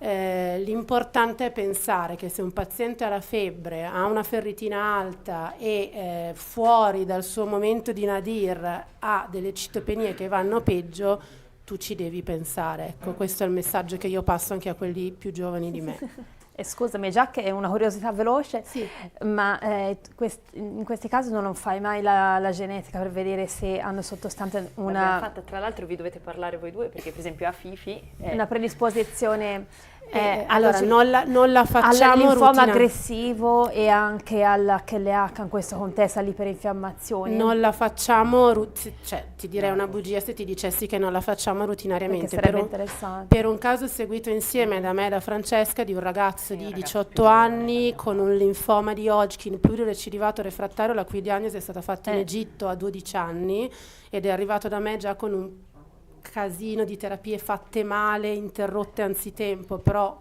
morto, cioè in rianimazione morto per un HLH, a cui noi abbiamo fatto in coma l'XLP1. Gli abbiamo fatto il brentuximab, che è un anti-CD30 per il suo linfoma, gli abbiamo fatto il rituximab e l'anakinra. Quando è sopravvissuta, perché adesso è da anni in remissione completa di malattia contro ogni aspettativa, era ricoverato da loro e quindi è partita la genetica. Lui è una eterozigosi UNC. No, io soprattutto, a parte l'eterozigosi, che sono d'accordo con che possono non impattare, un messaggio molto importante: linfoma, escludere nei maschi mutazione in SAP, perché è una malattia grave, quindi l'XLP1 va assolutamente escluso, linfoma HLH. Poi le mutazioni monoalleliche non sono impattanti, si è visto dai dati sull'outcome, quindi aggiungiamo anche questo. Sicuro che non siano impattanti, dipende dal tipo non siamo, è vero, infatti nel tuo contesto forse sì, e io non l'ho valutato. Però nel contesto di alcune secondarie hai ragione. L'impressione è che chi porta una monoallelica vada peggio. Sì. Va più spesso in terapia intensiva e ha una sopravvivenza un po' più bassa. Allora, perché ancora una volta noi tiriamo una riga, noi diciamo se sei biallelico sei di qua, se sei monoallelico sei di là, ma in realtà è un continuo, no? Esatto. E ci sono delle monoalleliche più o meno pesanti e delle bialleliche meno pesanti, perché hanno 91V. E anche delle comorbilità più o meno pesanti. Nel contesto della reumatologia sono d'accordo con te che in effetti... Quello che mi piacerebbe... Bene. Portarmi a casa come oncoematologo anche proprio questo, cioè oltre a quello che noi facciamo rutinariamente di pratica clinica, che cosa possiamo fare in più e in quale subset di paziente, perché lavoriamo tutti poi in ambito ospedaliero, ovvio che non puoi fare degli esami di secondo, terzo livello a tutti, ma se studiamo insieme, decidiamo che su quel subset ha un senso e ovviamente anche un impatto prognostico sul paziente, ci si mette lì, si scrivono 2 righe, si fa un protocollino e si inizia a farlo. Assolutamente. Poi devo capire dove mandare tutto, però quello poi mi aiutate voi. Quello sì. ci pensano poi loro. c'è- Mettono una bella lista. Un paziente tuo mettono una- l'abbiamo studiato. Sì. Lo ricordo. Sì. A chi passo? Allora, c'è Simone Cesaro che Ah, deve sì? partire. Quindi tra un'ora. Sì, no. Noi Quindi siamo... mi sa che mangeremo Possiamo... Mangiamo più tardi. Quindi facciamo prima? Ok. Questione di treno. Magari proseguiamo la discussione Sì, dopo, ok, la riprendiamo tutta riprendiamo insieme al la discussione trattamento che dopo. tanto sono argomenti correlati Sì.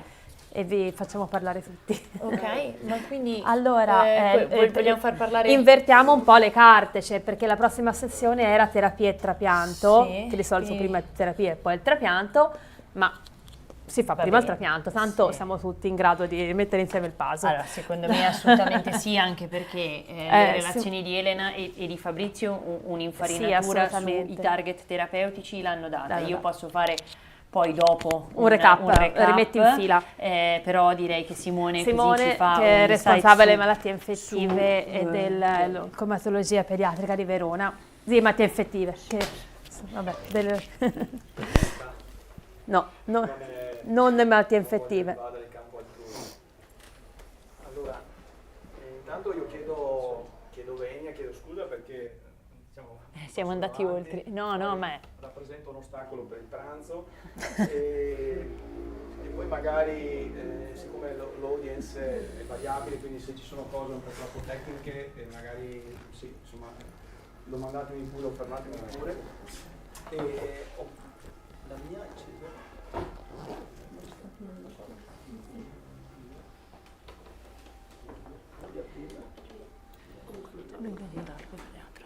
sì, avrà da fare un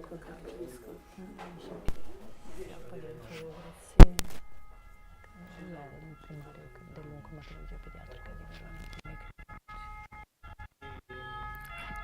mentre per altri colleghi magari hanno già sentito queste cose, quindi potrebbe essere una ripetizione, scusate.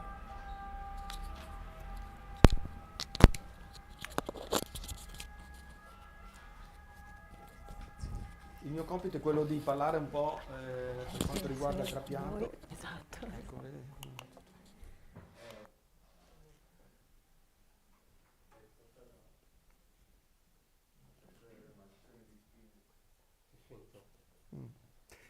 No, si è acceso.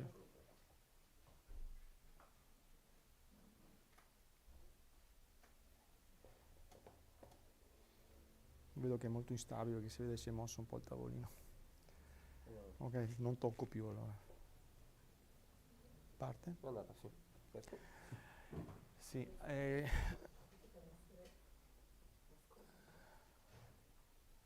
Allora, partiamo intanto da quella che è la situazione italiana per quanto riguarda il trapianto, quindi sicuramente bisogna citare il lavoro di Elena e di tutto il network che l'ambito dell'Associazione Italiana di Emato-Oncologia Pediatrica ha lavorato in questi anni per quanto riguarda la diagnostica dell'HLH e anche quelle che sono le proposte oncoterapeutiche. Noi abbiamo dei dati molto importanti che vengono dati dal registro, sappiamo che almeno per la maggior parte delle nostre forme che sono quelle primitive, la sopravvivenza è occasionale, quindi è necessario fare il trapianto. Probabilmente ci sono alcune forme ipomorfe che possono anche avere una lunga sopravvivenza in assenza del trapianto, infatti sono segnalati dei casi, però questi sono i casi molto più rari. E quello che possiamo dire dalla recente pubblicazione del registro che attualmente nei casi inseriti nel registro la sopravvivenza è dell'85%. Si è parlato molto di diagnostica precoce, l'altra cosa da dire è che ci sono dei criteri clinici facilmente individuabili, un paziente che sta molto male, come uno che può avere un paziente che ha un HLH, che ci permettono già di prevedere un esito anche più grave rispetto a quello che ci aspettiamo, e quindi anche di prendere eventualmente dei provvedimenti in termini di modalità di strutturazione del trapianto, cioè di scelte trapiantologiche o di anche urgenza di interventi. Sicuramente avere una situazione infiammatoria elevatissima con una ferritina più di 5.000 non è un buon segno, quindi bisogna cercare di usare dei farmaci che riducono lo stato infiammatorio, che possono essere chemioterapici o no, probabilmente poi ne sentiremo parlare. E poi dobbiamo essere coscienti che una compromissione epatica della malattia è già evidente dall'inizio, dall'indice clinico della bilirubina superiore ai 2 mg di ciritro, rappresenta un fattore molto importante per noi che dobbiamo programmare un trapianto, perché dobbiamo scegliere un trattamento trapiantologico di condizionamento che tenga presente della compromissione epatica, in maniera tale che il paziente abbia un rischio non troppo elevato di tossicità epatica. La cosa molto importante da tenere presente è che un 25% dei pazienti non arrivano al trapianto, e quindi dobbiamo lavorare su questo, quindi non viviamo ancora in un mondo perfetto, e che comunque il trapianto, pur essendo una scelta quasi obbligatoria, non abbiamo almeno al momento non abbiamo un piano B, ha associato un 10% di mortalità, il 79% di questo 10%, il 79% è la conseguenza stessa del trapianto, cioè tutta la situazione, se la terapia è tollerata dal paziente, se ci sono delle infezioni che complicano il decorso, che possono portare via il paziente. In alcuni casi il trapianto non risulta addirittura insufficiente in termini di cura, perché c'è una ripresa della malattia e una progressione e morte del paziente. Questi sono i dati di registro. È stato fatto qualche anno fa una valutazione di tutta l'attività trapiantologica dei pazienti italiani che sono presenti nel registro trapianto italiano, 109 pazienti, 126 procedure. E voi potete vedere che sono state fatte delle differenti scelte in termini di donatore, che è la cosa molto importante se tu devi fare un trapianto, avere un donatore disponibile. Non sempre, soprattutto con le famiglie con sempre meno figli, possiamo avere un donatore o cercare un donatore in famiglia, quindi la scelta più frequente è un donatore da registro, oppure la scelta che delle volte obbligata è quella di usare un genitore con una procedura trapiantologica un po' più rischiosa, ma che comunque si può fare ai giorni nostri, è fattibile, mentre se parliamo di 25 anni fa usare un genitore era una situazione estremamente azzardata. Qual è il problema fondamentale? È di far sì che il trapianto sia tollerato, quindi ci sono dei farmaci che voi conoscete, il busulfano è più epatotossico, il treosulfano è un farmaco della stessa categoria di alchilanti del busulfano, però in teoria risparmia un po' di più il fegato, e poi ci sono anche dei condizionamenti basati su farmaci non alchilanti come la fludarabina, che però, adesso magari li guarderemo un attimo in dettaglio, può avere anche da un lato è meno tossico, però dall'altro può essere gravato da risultati inferiori un po' alle aspettative. Nella casistica italiana la sopravvivenza complessiva è del 71%, sopravvivenza vuol dire con o senza malattia, mentre invece l'event free survival vuol dire sopravvivenza senza malattia, è del 60% dopo il trapianto. Potete vedere un 24% sono morti purtroppo di pazienti trapiantati da conseguenze dal trapianto, e il 13% hanno nuca rigettate. Un 9% i pazienti sono ricaduti.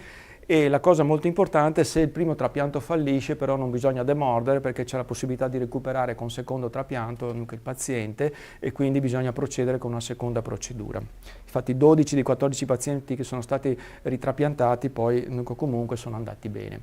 Queste sono le curve ci permettono di descrivere in maniera molto grafica l'andamento dei pazienti, e quindi la sopravvivenza la potete vedere, è la curva più alta di tutti, il 71%, come ho detto prima sopravvivenza può essere dire sopravvivenza ma è guarito, sopravvivenza ma non è ancora guarito. Quello che ci dà invece l'indice di guarigione è l'event free survival con l'80%, e queste purtroppo sono le curve, la parte delle curve che non vorremmo avere e che dobbiamo impegnarci per abbattere, la transplant related mortality, e anche aumentare l'efficienza del trapianto in termini di riduzione del rigetto, di riduzione della ricaduta.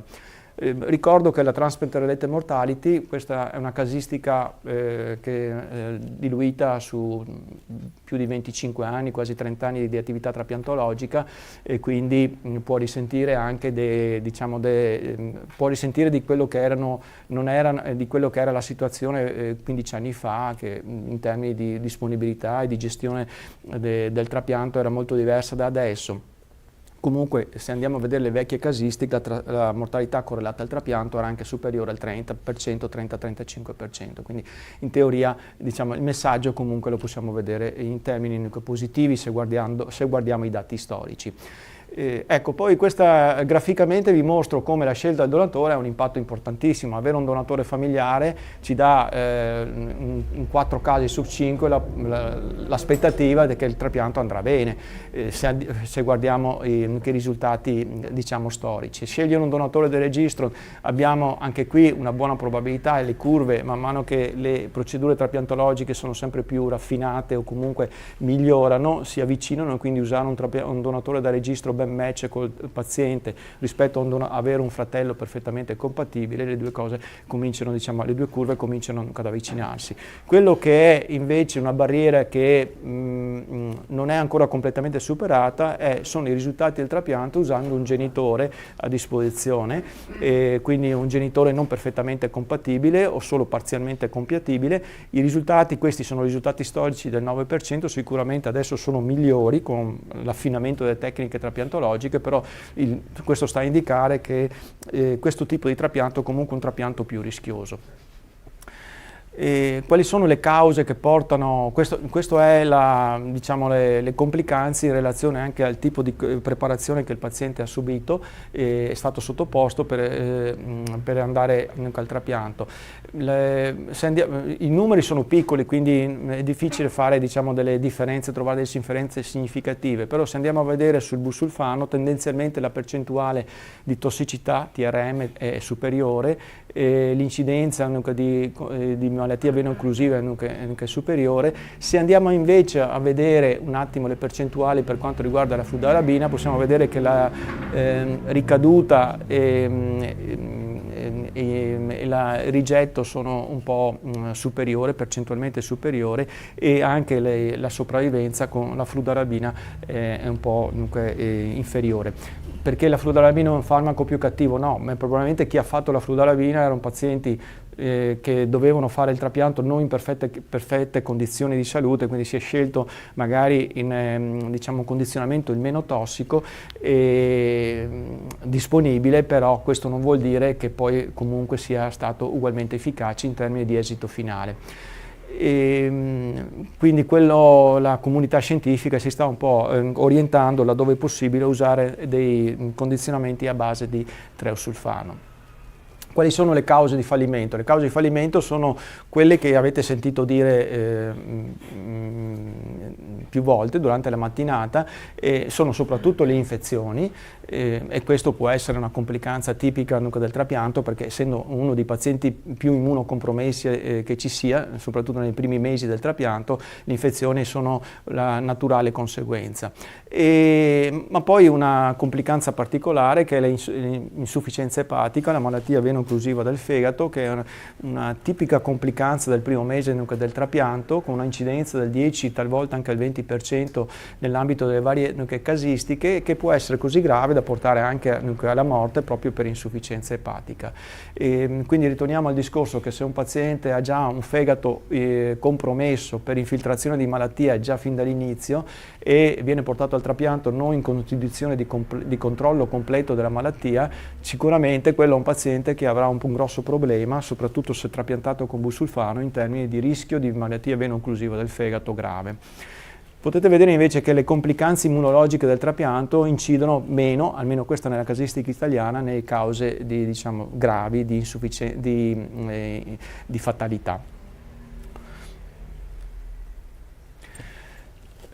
Qui c'è riflesso, non ci vedo, però questa è uno studio recente, l'ho riportato perché recentemente, proprio con l'idea di cercare di rifare dei trapianti meno tossici, meno gravi di complicanze, si è cercato di preparare il paziente con altri farmaci che non fosse la chemioterapia o che non fosse il VP16, e per cui c'è questa recente casistica del registro internazionale in cui si può vedere che nella parte di trattamento pre-trapianto i pazienti avevano ricevuto nella maggior parte dei casi toposide, ma anche altri farmaci come alentuzumab e mapalumab.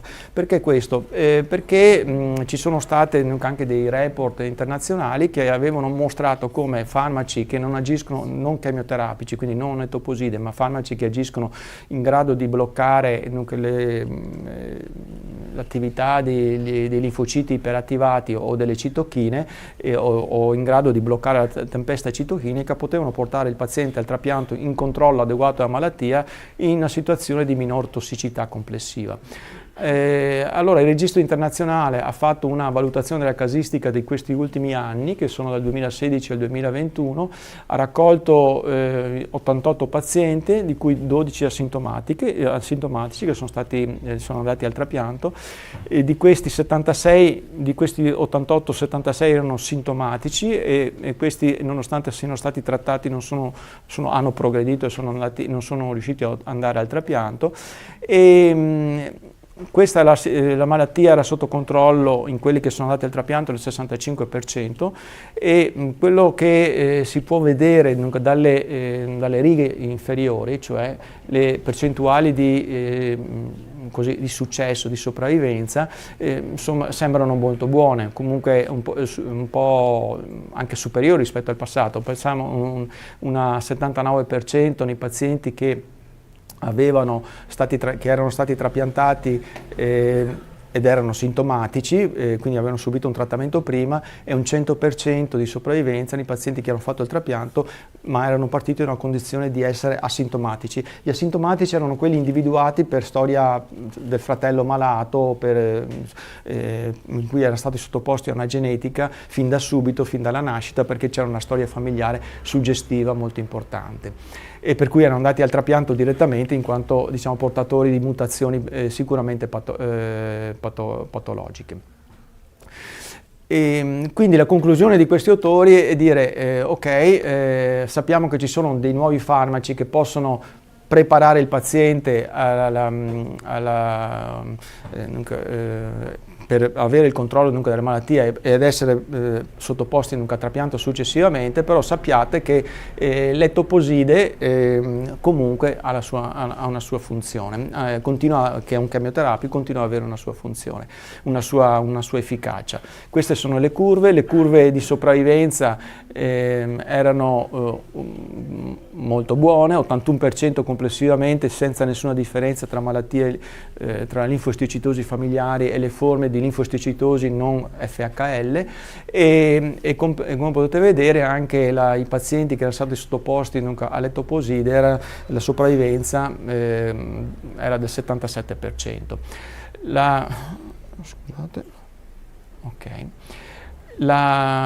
Ritorniamo sempre sulle curve, ottima sopravvivenza per i pazienti sintomatici, con 100%, i pazienti sintomatici con l'80% circa, 78,9%, e il 100% per gli asintomatici. 84% di sopravvivenza per i pazienti che avevano prima del trapianto ricevuto l'etoposide. Questa è la tabella, diciamo, completa, è molto popolata, il motivo per cui l'ho messa è per diciamo, spiegare le motivazioni che gli autori hanno utilizzato in questo studio. Cioè loro hanno detto, guardate, prima HLH 94, quindi anni 90, HLH 2004, quindi primi anni 2000, queste erano le sopravvivenze, usando l'etoposide, usando dei chemioterapici a base di schemi di preparazione al trapianto a base di etoposide, 73% e 83% anni 90, anni 2000, e sopravvivenza dopo il trapianto 66 e 70%. Nella seconda metà, nella seconda decade degli anni del 2000, quindi quasi nella seconda decade, i risultati sono comunque migliorati, anche se si è continuato a usare prevalentemente le toposide. Quindi loro dicono, ok, ci saranno pure dei farmaci a disposizione in grado di bloccare la tempesta citochinica, in grado di depletare i linfociti T iperattivati, però sappiate che se dobbiamo agire in urgenza, questo è un provvedimento che possiamo prendere una volta fatta la diagnosi, è disponibile a tutti, possiamo iniziare rapidamente il trattamento che può essere salvavita. Per quanto riguarda, diciamo che loro non hanno trovato nessuna differenza in termini di varie, in base alle caratteristiche trapiantologiche, non hanno trovato nessuna differenza per quanto riguarda sia i pazienti sintomatici che asintomatici, sia per quanto riguarda gli altri fattori che potrebbero o meno essere importanti nel determinare l'esito del trapianto, come il fatto di andare in remissione o meno, il fatto di farlo entro 3 mesi dal trapianto o meno, il fatto di utilizzare un busulfano rispetto al treosulfano. L'unica importante differenza che anche loro hanno trovato, ma anche questo è un registro un po' storico, è che usare un donatore apolidentico, cioè quindi un familiare genitore, per lo più un genitore, apolidentico vuol dire non perfettamente uguale o uguale solo per la metà, in genere abbassa la probabilità di successo del trapianto, cioè la probabilità di sopravvivenza, perché si tratta comunque di un trapianto più difficile. Questa è l'esperienza, è tutta esperienza pediatrica, quindi possiamo trasferire tutti questi dati, quindi capacità di riuscire ad avere un controllo della malattia nell'80% dei casi, con gli schemi che abbiamo a base di toposide o a base di altri farmaci, capacità di fare il trapianto con una sopravvivenza che arriva all'80%, anche nell'adulto. In questa esperienza giapponese sembra di no, quindi il fattore età è molto importante, perché molto probabilmente nell'adulto ci sono delle comorbidità che agiscono in maniera negativa sull'esito finale e condizionando la sopravvivenza. Questa è una casistica giapponese di 56 trapianti in pazienti adulti, e che il trapianto è stato fatto per forme primitive di HLH, ma anche per forme di secondarie, per lo più associate a l'EBV, e potete vedere dei dati importanti, cioè quelli che noi stanno a indicare come va il trapianto. La sopravvivenza a 3 anni è il 40,6%, l'incidenza di recidive è a 3 anni ed è quasi il 20%, e soprattutto la mortalità non correlata alla ricaduta, quindi la mortalità da tossicità da trapianto, da quello che si fa in relazione al trapianto, è quasi del 40%. E l'età risultava molto importante come fattore negativo, che impattava in maniera negativa sull'esito finale.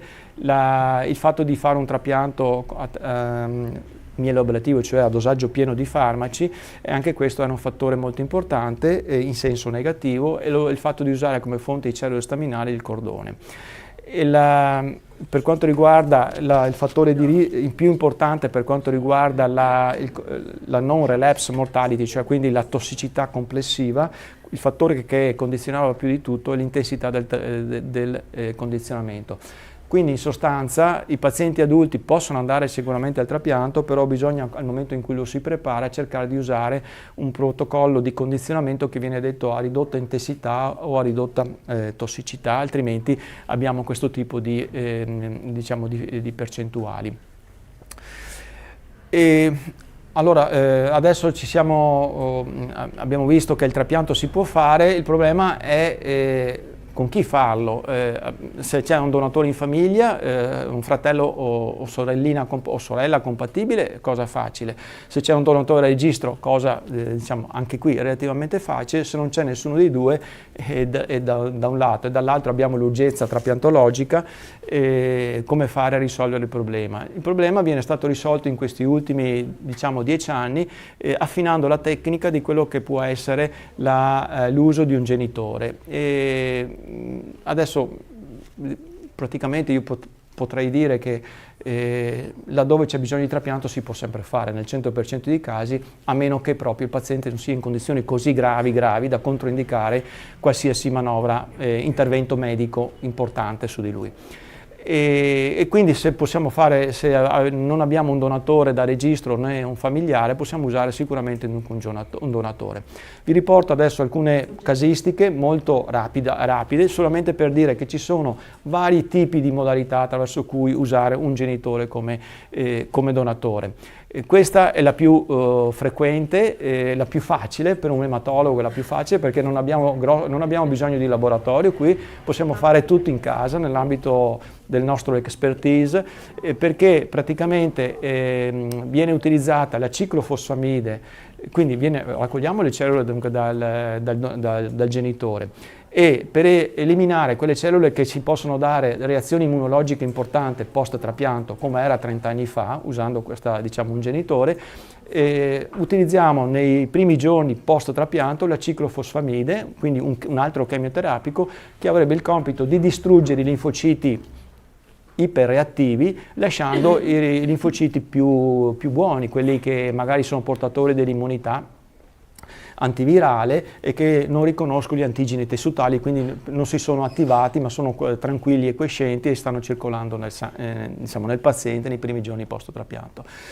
Questa è una casistica di 27 bambini trapiantati con questo sistema e come potete vedere la sopravvivenza complessiva è buona, 77, quasi l'80%, e c'è un po' dal punto di vista immunologico l'uso della ciclofosfamide non abolisce completamente la GVHD, che è nel grado secondo, quindi un grado moderato del 45%, e la cronica del 24%.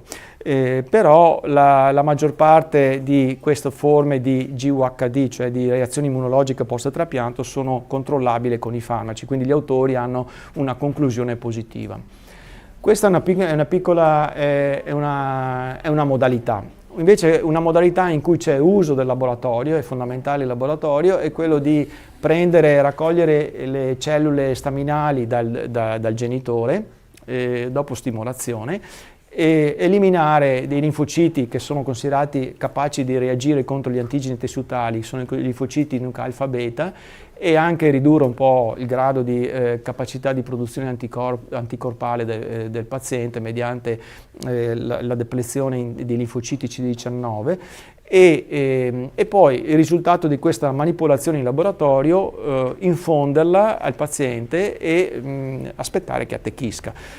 Questo sistema diciamo che è abbastanza efficiente o molto efficiente a seconda dei punti di vista, richiede un'altra quantità di cellule staminali che vengono somministrate, porta a un rapido attecchimento, in genere in 2 settimane, in poco più di 2 settimane, ed ha come 2 piccoli problemi da gestire: una incidenza di fallimento del graft, cioè di non attecchimento, non altissima, però possiamo andare siamo intorno all'8-10%, non dà in genere poca GVHD, per cui questi pazienti, se potete vedere da qualche parte, in alcuni casi, come per esempio in una casistica romana, non fanno neanche la ciclosporina post-trapianto, però possono avere problemi di infezioni, soprattutto infezioni virali, con frequenze superiori al 30%, 30-40%. Allora, finché si tratta del citomegalovirus, al giorno d'oggi siamo più tranquilli. 20 anni fa si moriva, al giorno d'oggi il citomegalo abbiamo abbastanza farmaci. Quando cominciamo a parlare di adenovirus o di HHV6 siamo meno tranquilli, perché non abbiamo farmaci efficienti e efficaci in modo particolare contro l'adenovirus. C'è un farmaco che è il Cidofovir, però in situazioni di linfopenia estrema, cioè quando parliamo di pazienti che hanno meno di 300 linfociti, il farmaco funziona poco o niente o male, e quindi in questo caso il paziente è quasi condannato a una progressione dell'infezione virale, a meno che non vengano messi in atto delle terapie cellulari, però non tutti i laboratori ce l'hanno, e quindi bisogna pensare prima, quando si decide di fare questo tipo di trapianto, dire: se mi succede questo, come gestisco la cosa? Cioè, la gestisco perché ho le cellule o perché mi fido solo del Cidofovir? Al giorno d'oggi fidarsi solo del Cidofovir in questa situazione può essere molto pericoloso. Comunque i risultati poi alla fine, anche su piccole casistiche, sono risultati che confortano il fatto che si può procedere con una casistica a ploidentico. E poi c'è una casistica, questa è una casistica cinese, questa è una piattaforma cinese, anche qui non c'è grande bisogno di laboratorio, loro si basano soprattutto sulla somministrazione di cellule staminali raccolte sia da midollo che da sangue periferico. Ecco, noi non potremo farlo in Italia perché le due cose, non è che oggi posso spiantare il paziente e domani posso raccogliere le cellule staminali da sangue periferico. Però loro fanno questo tipo di raccolta per cercare di dare più cellule possibile e si concentrano soprattutto sulla preparazione del paziente riducendo il carico tossicologico. Questa è la loro casistica, diciamo che sostanzialmente insomma, hanno dei discreti risultati, c'è qualche fallimento del trapianto che può essere recuperato con secondo il trapianto e nella maggior parte dei casi riescono a ottenere un chimerismo completo. Anche lì però potete vedere il problema sono le infezioni virali anche in questa piattaforma, quindi bisogna essere pronti e capaci di gestirle. In modo particolare il citomegalo, ripeto, è più facile, l'EBV comincia già a diventare un po' più difficile qualora non si rispondesse all'anti-CD20, al rituximab. È una piattaforma che non si associa comunque a una GVHD, anche questi pazienti probabilmente devono essere gestiti con l'immunosoppressione post-trapianto. Quindi vado veloce, sono verso la fine. Cosa c'è anche di novità? Di novità tra i farmaci, poi ne sentiremo, probabilmente se ne parlerà, ci sono i farmaci anticitochine, un monoclonale come l'emapalumab, che è stato usato anche con un successo molto importante nel trattamento dei pazienti, nel trattamento rescue dei pazienti che non rispondevano al trattamento di prima linea, quindi nell'ambito dei pazienti pediatrici, laddove la chemioterapia o il desametasone non funzionava, la possibilità è stato usato come rescue, dando un ottimo successo, un ottimo recupero del paziente in circa l'80% dei casi, che poi veniva portato al trapianto con sopravvivenze post-trapianto del più dell'80%. Però la cosa più importante e nuova che si è scoperta è che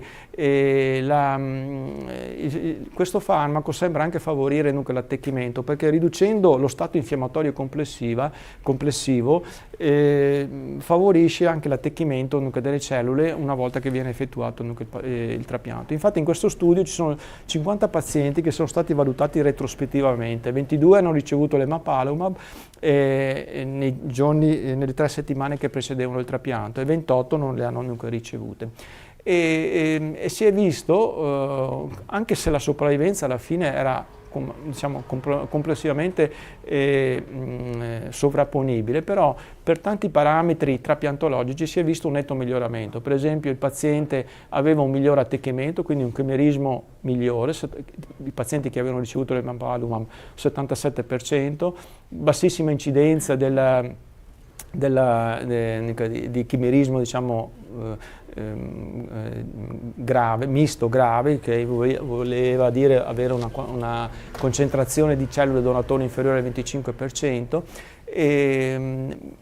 Trapianto poi anche alla fine è andato più facile, perché qui dicono intervention free survival, vuol dire meno interventi dopo il trapianto, che voleva dire meno necessità di fare immunosoppressione, fare dei boost di cellule staminali, somministrare dei boost di linfociti da donatore. Quindi anche da questo punto di vista la gestione è più facile ed era anche una gestione vantaggiosa, nel senso più facile, anche nei pazienti più a rischio di avere un chimerismo misto, che sono i bambini trapiantati in età molto giovane, sotto i 12 mesi.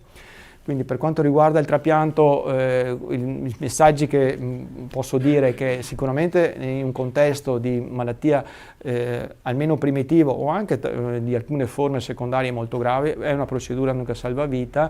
Sicuramente tanti aspetti sono stati ottimizzati in questi ultimi 15 anni, per cui è una procedura che va sicuramente fatta senza paura.